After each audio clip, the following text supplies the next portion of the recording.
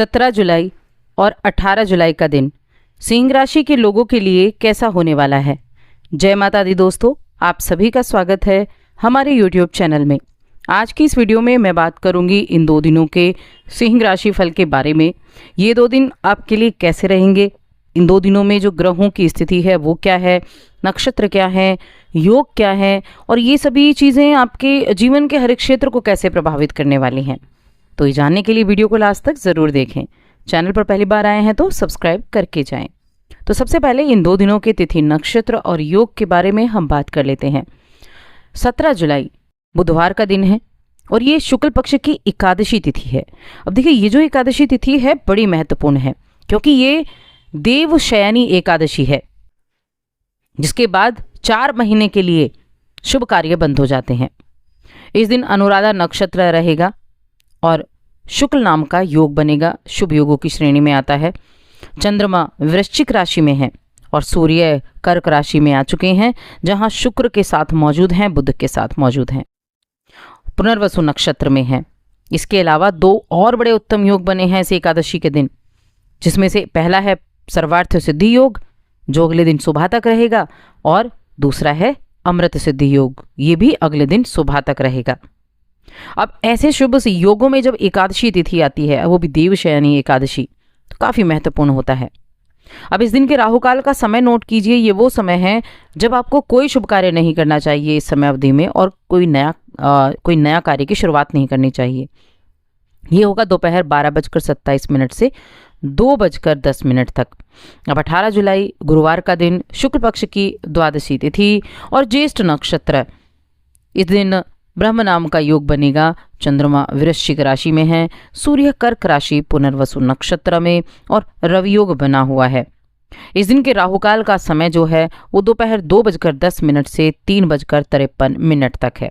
ये हो गई हमारी ग्रहों की स्थिति। अब इसी के आधार पर चले जानते हैं कैसे ये दिन रहेंगे। पहले बात करेंगे 17 जुलाई के बारे में। 17 जुलाई, जैसा कि मैंने कहा, देवशयनी एकादशी है, जिसका हिंदू धर्म में बहुत महत्वपूर्ण स्थान होता है, क्योंकि इस एकादशी के दिन भगवान विष्णु निद्रा में चले जाते हैं 4 महीने की में, क्षीर सागर में निद्रा में रहते हैं 4 महीनों तक। और तब इस अवधि में विवाह, गृह प्रवेश जैसे शुभ कार्य वर्जित होते हैं, और इसी को चतुर्मास कहा जाता है। यानी कि जो पृथ्वी का कार्यभार है वो भगवान शिव संभालते हैं, तभी तो सावन की शुरुआत होती है।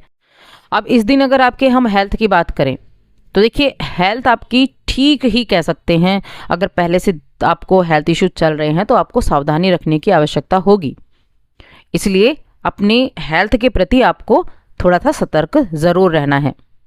लेकिन आज एक बहुत अच्छी चीज़ ज़रूर होने वाली है कि किसी अज्ञात स्रोत से पैसा प्राप्त होने वाला है। अज्ञात यानी कि अनजान जगह से पैसे की प्राप्ति का योग बना हुआ है, जिससे आपकी कई आर्थिक परेशानियां दूर हो सकती हैं।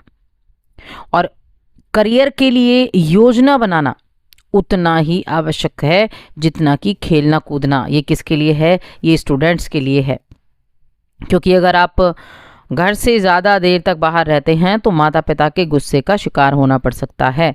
पढ़ाई की कीमत को आज नहीं समझा तो आगे भी नहीं समझ पाओगे, क्योंकि जितना आपके लिए खेलना कूदना ज़रूरी है, सारी चीज़ें ज़रूरी हैं, उससे कहीं ज़्यादा ज़रूरी आपको अपनी पढ़ाई के प्रति समर्पित होना है। इस चीज़ को ध्यान रखें। माता पिता को भी खुश रखें। उनको खुश रखने का मतलब आपके अपने करियर को बनाने के लिए है, इसलिए आपको अच्छे से ध्यान देना होगा। बाकी नई योजनाएं, हो सकता है कि आपने कुछ नए काम शुरू किए हों और वहाँ आपको उम्मीद के मुताबिक परिणाम नहीं मिल रहे हों, तो कोई बात नहीं है, टेंशन नहीं लेनी है, क्योंकि समय हमेशा बदलता रहता है, कभी एक जैसा समय नहीं रहता। आज ऐसा है तो कल वो चीज़ें ठीक हो जाएंगी। आपके अंदर जो छुपी हुई खासियत है उनका इस्तेमाल करें, अपने दिन को बेहतर बनाएं। जब आपके जीवन की सबसे चुनौतीपूर्ण परिस्थिति होती है तब आपको आपके अपनों का सपोर्ट मिलता है। अगर आप विवाहित हैं तो जीवन साथी का सपोर्ट मिलता है, और नहीं तो आपके अपने परिवार के सदस्य, आपके मित्र हो गए, उनका सपोर्ट मिलता है। देखिए, वृश्चिक राशि के चंद्रमा हैं जो कि नीच के माने जाते हैं, और वैसे शुक्ल पक्ष के चंद्र हैं, मजबूत भी हैं। लेकिन कई बार क्या होता है, मन में ना ऐसे बहुत सारे विचार आने लगते हैं और विचारों का एक बवंडर बन जाता है, तो उन विचारों के बवंडर को अगर आपके अंदर है तो उसको दूर करने के लिए थोड़ा सा अध्यात्म की तरफ चलें, थोड़ा मेडिटेशन करें, वो बहुत राहत देने वाला समय होगा। अगर कोई कानूनी मुद्दे चल रहे हैं तो वहाँ चीज़ें तो हैं ठीक होती हुई दिखाई दे रही हैं। अपने आप को बहुत लचीला रखें, मजबूत रखें। वैसे तो बहुत मजबूत माने जाते हैं सिंह राशि के जातक, लेकिन फिर भी थोड़ा सा और ध्यान देने की आवश्यकता है।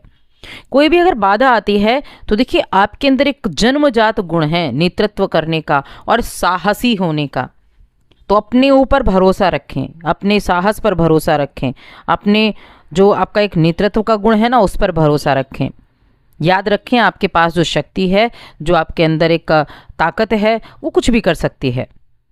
शुभ रंग लाल रहेगा और शाम का समय ज़्यादा अच्छा रहेगा। उत्साहपूर्ण रहेंगे तो सारे कार्यों को ठीक कर पाएंगे। अपने संचार कौशल को अच्छा रखें, सबसे ज़्यादा संचार कौशल अच्छा है तो कार्य बनते जाएंगे। अब ये एकादशी का दिन भी है। अब इस दिन देखिए आप एक तो एकादशी कथा ज़रूर पढ़ें, बहुत ही शुभ रहता है। भगवान विष्णु माँ लक्ष्मी की आराधना भी ज़रूर करें। शाम को तुलसी के पास एक दीपक जलाएं। अब बात करते हैं 18 जुलाई के बारे में। 18 जुलाई चंद्रमा तो वृश्चिक राशि में ही है। सिंह राशि के लोगों के लिए थोड़े भावुक हो सकते हैं आप इस समय अवधि में, क्योंकि चौथे भाव में है। चौथा भाव माता का होता है, चौथा भाव कुटुंब का भी होता है, आपकी भूमि भवन का भी होता है, सुख सुविधाओं का होता है। तो यहाँ आपके मन में तीव्र इच्छाएं हो सकती हैं, महत्वाकांक्षा से भरे रहेंगे, अपने साहसिक कदम भी बढ़ाएंगे आगे। कुछ नई अवसर परियोजनाएं आपको आगे बढ़ाने के लिए आप बड़ी प्रेरित रहेंगी। आप बस अपने जो सहकर्मी हैं, आपके साथ काम करने वाले हैं, जो उनके साथ किसी गलतफहमी से पड़ने से बचें। और जो गलतफहमी हो भी गई है तो भावनाओं पर काबू रखें और अपने विचारों, अपनी भावनाओं को खुलकर संप्रेषित करें, खुलकर करें, क्योंकि जब तक आप अपने आप को खोलेंगे नहीं, जब तक सामने वाले को नहीं एहसास होगा। और एक आपका जो व्यक्तित्व है ना, बड़ा चुंबकीय व्यक्तित्व, ये सबका ध्यान आपकी तरफ आकर्षित करेगा। कुछ इस राशि के जातकों के लिए ये ज़रूर है कि इस समय का उपयोग आपको अपनी प्रतिभा को दिखाने के लिए करना चाहिए। अगर आप अपने पेशेवर जीवन को मजबूत बनाना चाहते हैं तो अपनी प्रतिभा को लोगों तक पहुंचाएं, दिखाएं, कॉन्फिडेंट रहें, उत्साह के साथ कार्यों को करना शुरू करें। फिर देखें कैसे चीज़ें आपके लिए अच्छी नहीं होती हैं। रास्ते में बाधाएं सबके आती हैं, ऐसा कोई व्यक्ति नहीं जिसके रास्ते में बाधाएं नहीं आती, क्योंकि उस व्यक्ति को पता होता है जिसने कार्यों को किया है। तो बाधाओं से घबराना नहीं है, बाधाओं से पार आपको जाना है। और साथ में अपने बजट पर भी थोड़ा ध्यान रखना है। अगर आपने कोई ऋण, कोई ईएमआई आप जूझ रहे हैं, उसको भर रहे हैं, तो आप बचत करना ज़रूर शुरू करें। थोड़ी थोड़ी करना ही शुरू करें, लेकिन करें, क्योंकि ये आपके लिए अच्छा रहेगा और तभी आपको आगे उज्जवल अवसर भी मिल सकते हैं। अपने उत्साह को ऊंचा रखें और ये दोनों दिन आपके लिए अच्छे रहेंगे। दोनों दिनों को अच्छे से एंजॉय करें। चैनल को सब्सक्राइब करें, वीडियो को लाइक और शेयर करें।